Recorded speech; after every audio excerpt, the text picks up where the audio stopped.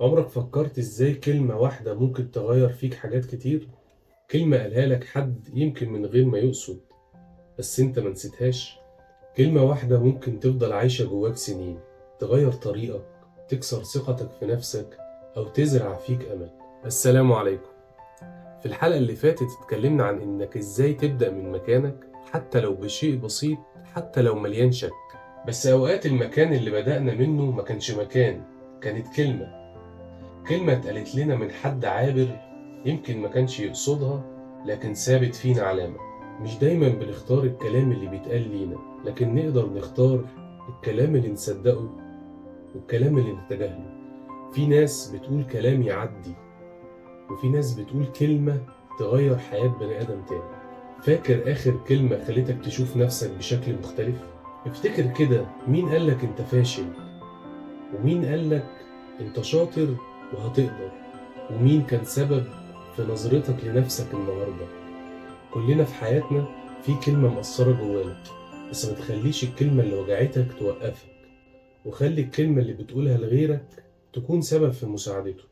النبي صلى الله عليه وسلم وصانا بالكلمة الطيبة وقال: الكلمة الطيبة صدقة. يعني كون انك هتقول لحد كلمة طيبة، ده في حد ذاته عبادة، عبادة من أفضل العبادات. اختار تقول كلمة طيبة، يمكن تكون سبب في تغيير حياة حد. يعني كل كلمة حلوة بتقولها لحد تعتبر صدقة، ويمكن تسيب جواه أثر عمره أطول من أي حاجة مادية. في طفل جوا كل واحد فينا، الطفل ده لسه فاكر كل كلمة اتقالت له. تأثير كلام الأهل والمدرسين زمان لسه باين في قراراتنا لحد دلوقتي. ربنا قال في كتابه الكريم: ألم نجعل له عينين ولسانا وشفتين. يعني اللسان مش أداة بس، ده أمانة ومسؤولية. أنت بقى بتقول لنفسك إيه؟ ساعات بنكرر على نفسنا كلمات أسوأ من اللي سمعناها من غيرنا. غير اللغة اللي بتكلم بيها نفسك، خلي فيها رحمة وتشجيع. كلمة واحدة ممكن تغير مصير الإنسان. يعني الكلمة يا بتساعدك يا بتوقعك، حسب اختيارك.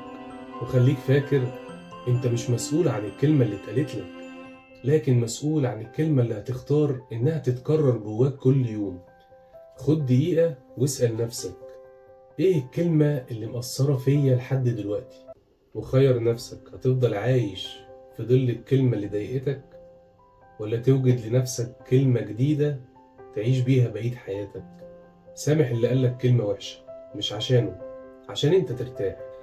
لو الكلام لمسك، اشترك في القناة وشارك الحلقة مع حد بتحبه، يمكن كلمة توصله وتنفعه. سيبلي في الكومنتات ايه الكلمة اللي مأثرة فيك، وايه الكلمة اللي ناوي تشيلها من قاموس مشاعرك.